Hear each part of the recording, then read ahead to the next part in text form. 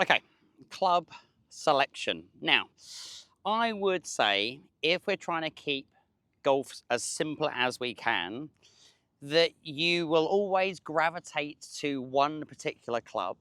And I don't have an issue with you chipping with that one particular club on a regular basis for different situations. Because if you could get really good with one club, I think it's going to develop your confidence. So I would probably gravitate a lot more to my sand wedge. I probably chip with my sand wedge a lot more than anything else. If I do need to hit a bit of, dare I say it, a lob shot, or I need to get a much higher flight, then obviously I might then go to my lob wedge, but I'm probably not using my lob wedge that much because I don't have the same sort of confidence because I don't use it enough compared to my sandwich. My sandwich is definitely my go-to happy place, shall we say. But I do want to explain there are a couple of other options that you can use, and if the situation allows, sometimes it's a really good option. So if I was just to play a standard chip shot, a bit like the last video with the landing spot, and I just used my sand wedge and I was going to fly the golf ball to that 10-step marker, I've got some sort of idea of how far I need to swing back. That was actually pretty good.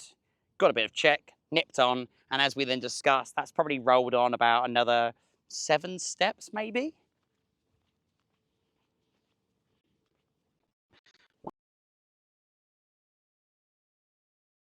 Look.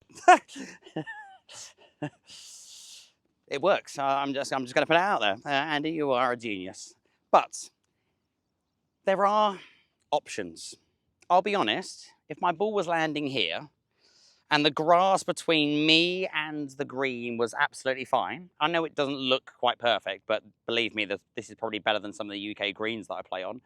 You should maybe think about putting, just because putting is a very safe, high percentage option. You can sort of duff a putt and it's just going to bounce, bounce, bounce, bounce, bounce. Obviously, if you duff a sand wedge through the length of the swing, the results end up being slightly disastrous. But if you feel like you don't want to use a putter, there are a couple of options. First one, which then would allow exactly the same sort of technique, is just a mid-iron. I've got a 7-iron. I'll be honest, I grew up and a 7-iron chip and run was all that I did. That was just seemed to be the thing back in the sort of like the late 80s, early 90s. It was just a chip and run. It was the safe option. I don't know if my dad was teaching me to be, play the percentage plays. I'm very grateful. He's not. I've ended up becoming a professional golfer out of it. But a chip and run is a safe option because I'm going to be doing a smaller swing, and the ball is obviously going to be able to travel a lot further. And if I did top it, thin it, I'm still going to get roughly a good sort of reaction. It's just going to bounce and bobble, etc. So if I was to try to be clever here, which maybe I shouldn't try to be clever here, but let's say I'm going to try and finish the ball in the same position as that sand wedge shot. Obviously, my landing area is way more here.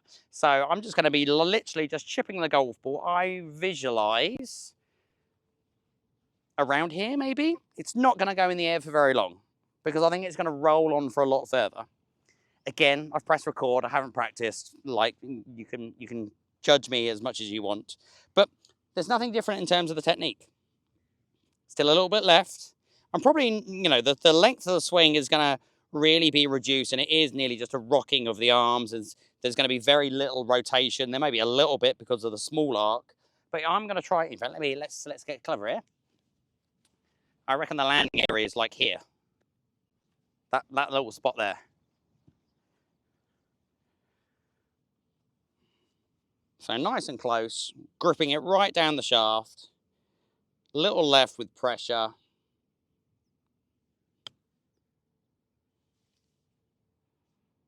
Oh, Andy, you are, oh my God. I'm actually pretty good at this game. That was nearly perfect because that did bounce roughly about the same position and it's finished quite near the same position. Get in there. No edits required.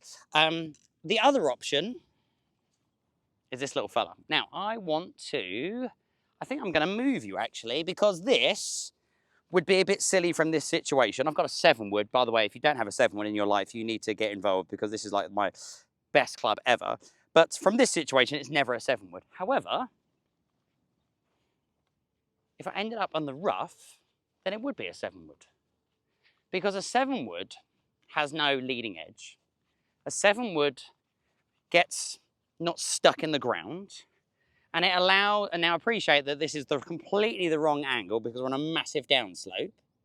Just gonna make sure you're nice and level. But if the situation, dare I say it aloud, and this golf ball was sort of sat down, this becomes a viable option because it allows me to just duff this out. The sole of the club will glide through the grass better than a leading edge. I can then get it to bobble out. It's not going to be a pretty shot. This is definitely not a sexy shot, but it's going to hopefully allow me to have a high percentage. Now I will go for, no, I'm going to go for the back target because I've got to give myself half a chance for the camera. But obviously there's a massive slope. So I'm going to be aiming to the right. I'm going to try and bounce it through and we're just going to try. Now from here, I would be like quite terrified that I'm going to try and hit a sand wedge. I'm going to get grass caught between club and golf ball. I'm going to get a very inconsistent strike. It may come out like a bit of a flyer. It may come out very dead. This is just your safety net.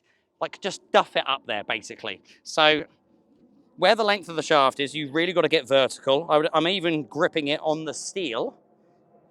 And then steel, it doesn't even have steel, but you know what I mean. The graphite. And I'm just going to try and duff this out. And I'm going to bounce it up there and it's going to roll. And we're going for the far left one just in case we do actually hit a good one. But everything's the same. No, nothing different. Just feel that I'm just going to like pop it out.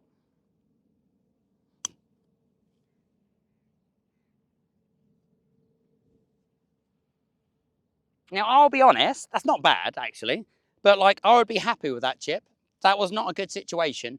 But, and it is becoming slightly more popular. More maybe, I don't think it's fallen into the amateur game quite as much, but I do occasionally see tour players doing this with a hybrid or a fairway wood, like a 7 wood. I just think it's an option, but it's an option you need to practice. So there are more clubs that can be useful in certain situations.